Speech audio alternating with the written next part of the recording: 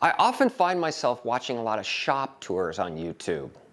It's great when you see an idea that you can incorporate into your own shop. But before you click away, this is not a full shop tour. I thought rather than boring you with 30 minutes of this and that, I'd focus on one area at a time. It's easier on me, and it'll be easier on you. I'm going to show you my lumber storage space, which has served me well for years. And I hope that you guys will get an aha moment or two. And if you like what you see, give me some feedback, and then I'll show you some more of my shop in future video. My shop is just a 3-car garage that also gets shared with my family for other stuff besides woodworking. I know a lot of you have shared with me that your space is even smaller than mine. In any case, we can agree that we'd rather keep the lumber storage to a minimum so we can use what space we have left for more tools and room to build stuff. The challenge for me is, it's very easy to just start leaning offcuts against the wall as I'm breaking down lumber for a project. And then when the wall is full, I start leaning the pieces on my machines. Before you know it, I've got giant Jenga puzzles and trip hazards all over my shop. Having a dedicated storage space that is easy to use and you can find what you need is so helpful and really streamlines the build process.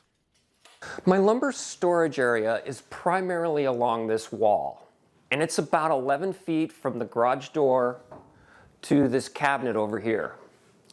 The upper part of it is an adjustable storage rack, and it holds longer pieces of hardwood, plywood cutoffs, and dimensional lumber, as you can see. The lumber rack is a DIY solution, and it works really well. As you can see, it's holding up several hundred pounds of lumber, and it has been doing so for more than 20 years. It's just made from 2x4s and 1/2-inch iron pipe. I drilled 7 1/8-inch holes at a 5-degree angle every 6 inches along the edge of the 2x4. The 7 1/8-inch hole fits a 1/2-inch iron pipe well. Then you can insert 20-inch lengths of pipe into any of the holes and create a shelf for the lumber. Iron pipe is available as black pipe or galvanized, and either will work fine. It's relatively inexpensive when you purchase it in 10-foot lengths. Or in my case, I got my plumber to drop off stuff that he collects when he does repipe jobs. It took a few months, but I was able to collect enough material to fill out my entire rack. A row of holes in each of the uprights gives me a lot of adjustability, which is important for the first year or so after I installed the rack. Once you have a good setup for your needs, you probably won't need to move them around much anymore. The 2x4 uprights of the rack are bearing on the concrete stem wall below. The uprights are attached to the wall behind it with just a single bolt at the top and one at the bottom. The weight of the lumber the rack is holding is transferred down through the upright to the concrete wall or the floor below. This, combined with having 8 of them on 16-inch centers, really spreads the load out. This gives you the ability to stack hundreds of pounds of lumber on the rack without putting too much stress on the garage wall behind it. To finish off the rack, I added some caps to the iron pipe to cover up the sharp ends. I decided they were necessary after smacking my head on them a couple of times. These are just rubber leg caps for table feet. Again, a simple and inexpensive hardware store staple. The rack is sort of organized by species. Up top is the more expensive lumber that I don't need access to so often, such as walnut, white oak, and mahogany. There's even a piece or two of tigerwood and wenge that I've been hanging on to, just waiting for the perfect project. Below the expensive stuff is poplar and maple, which I use more often for my projects. Then a shelf of dimensional lumber for around the house projects or to build jigs with. The bottom 2 shelves are mostly plywood cutoffs, which I seem to have too many of right now. Okay, enough on the lumber rack. I think you get the general gist.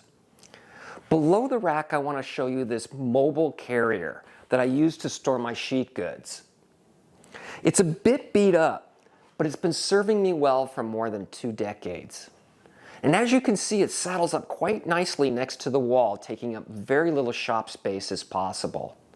The carrier stores plywood on the upright, which helps keep them flat and allows you to gain access to any sheet that you want without stacking or unstacking. There are two compartments to the carrier.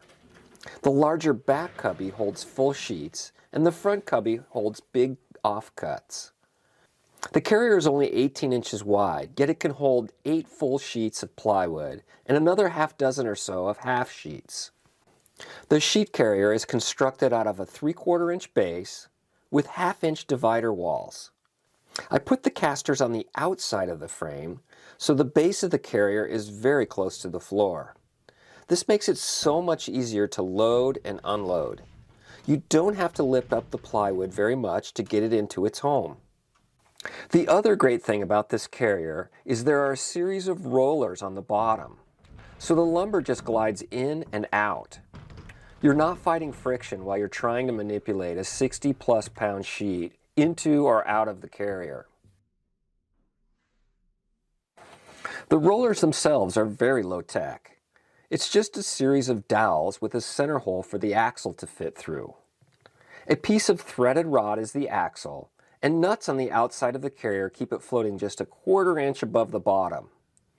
In between each dowel segment is a washer, which allows the whole thing to spin on the threaded rod freely.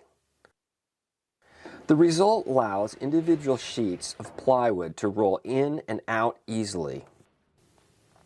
Behind the carrier is secondary storage for overflow, or other big sheet stuff that gets stored, like a dozen or so 4x8 cardboard sheets that I use to cover up the floor when I set up the paint booth.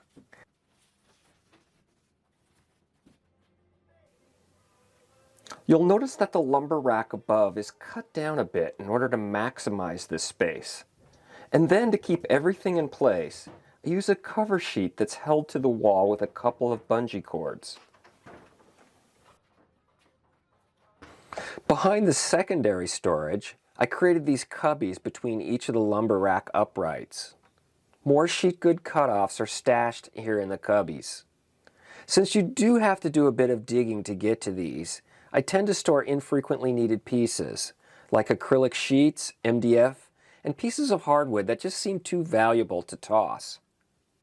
I use some bungee cords and eye bolts to keep them tightly contained. I also write a sticky note outlining what's in each of the cubbies. And I place the sticky note up top where I can see it when the cubbies get buried by cardboard and such. In front of the sheet carrier is another rolling cart that holds all those cutoffs that are just a bit too big to be called rubbish. I have 4 plastic trash cans stuffed into the cart to help me sort the items. The long stuff goes in the back. The left front holds short plywood pieces, and the right holds hardwood cutoffs. The sorting makes it easier to find exactly what you need without cutting into a fresh piece of lumber.